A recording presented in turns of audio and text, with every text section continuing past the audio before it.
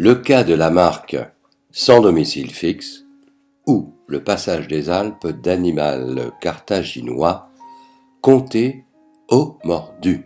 Ouah, les mordus. Introduction. 218 avant Jésus-Christ, la deuxième guerre punique commence entre Rome et Carthage.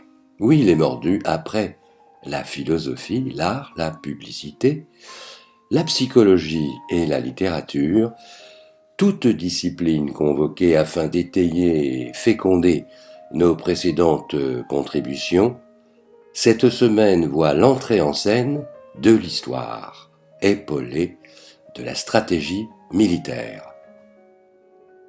C'est d'Hannibal Barca dont nous allons parler. Non, les mordus, il ne s'agit pas d'Hannibal le cannibale, personnage à tout le moins sulfureux, mais attendrissant, dont nous aborderons les enseignements lors d'un prochain sujet. Il s'agit bel et bien du stratège et tacticien carthaginois hors pair, dont le nom résonne à travers les siècles. Abordons le cas de la marque sans domicile fixe. Et avant d'aborder l'apport d'Hannibal à notre propos, prenons connaissance du sujet du jour.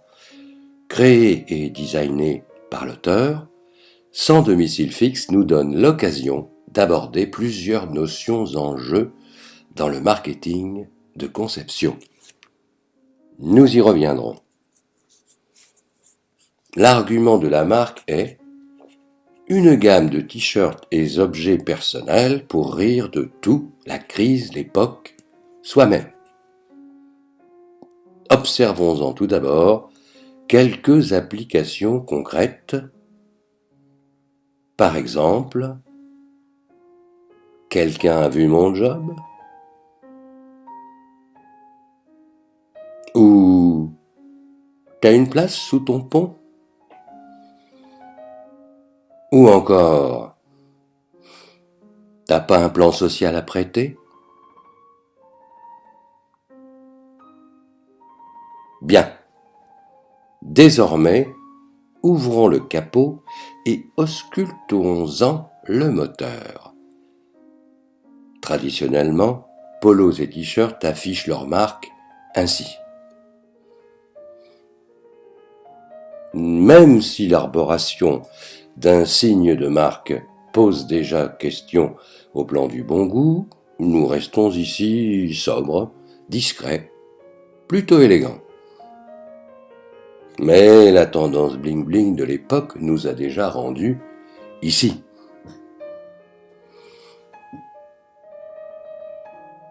Et à quand l'évolution ci-dessous racontée, regardons-la, on se le demande.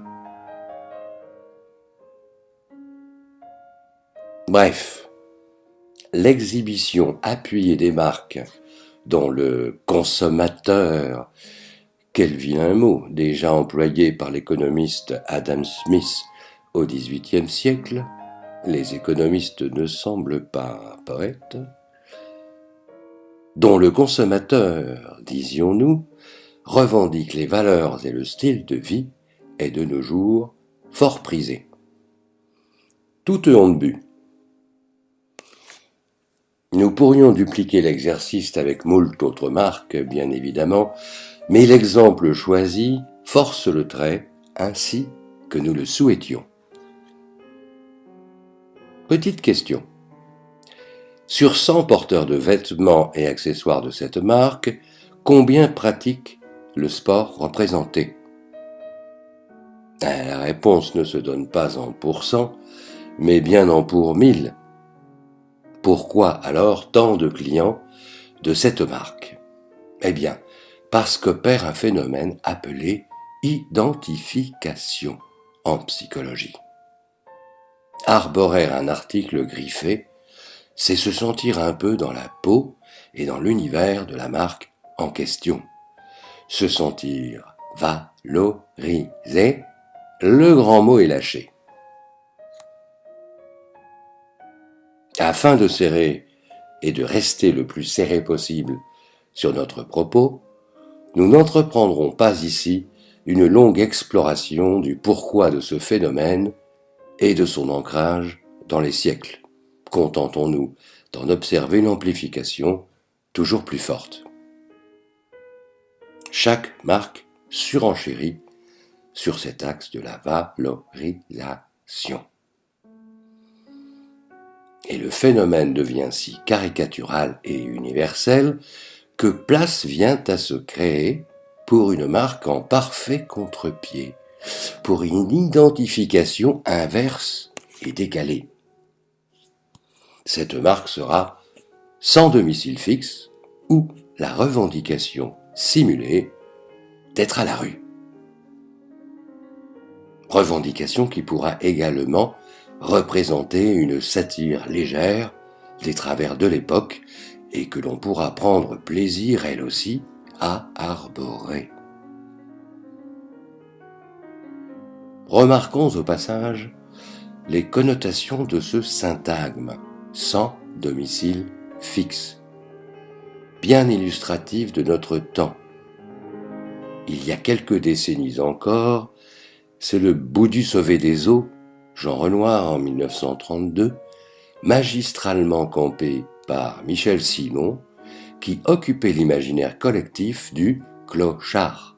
Un Boudu, braillard, soifard, canaille, haut en couleur. Pourquoi clochard ? Parce qu'en ce temps existait l'institution de la soupe populaire, institution qui invitait au repas en sonnant de la cloche. Passer d'une dénomination de clochard à un nom lui-même devenu un sigle, SDF, le personnel politique et ses spin doctors d'aujourd'hui sont, depuis Ronald Reagan, l'acteur passé maître dans l'art de manier les objets de langage et le storytelling. Ceci n'est pas neutre sur le plan indiciel des valeurs d'une époque. Un SDF est un exclu de la société. Triste, déprimé, souffreteux, aviné, sous les ponts. Il s'agit de le réinsérer, séance tenante, le loger, et qui sait, dans quelque temps fera-t-il peut-être à son tour partie de l'heureuse cohorte valorisée des porteurs de t-shirts, polo, blousons, vestes, manteaux, trois quarts, soutien-gorge, slip, culotte, boxer et bermuda griffés. Nous en oublions. Petit bisou à toi, George Orwell. Ah, dernier point à propos des clochards. De nos jours, la soupe populaire est devenue resto du cœur. Pour être fidèles à l'ADN de la marque sans domicile fixe, nous nous devions bien évidemment de nous y intéresser. En voici la parodie.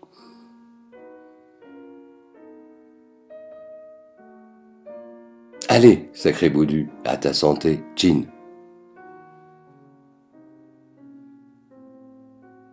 Après cette évocation du passé glorieux de la cloche, restons à bord de la machine à remonter le temps.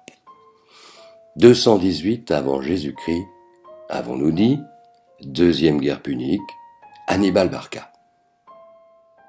Si, les mordus, nous avons de la suite dans les idées. C'est l'histoire du passage des Alpes par l'armée carthaginoise, et notamment ses éléphants de guerre, armée venue d'Espagne, afin d'attaquer Rome et l'Italie.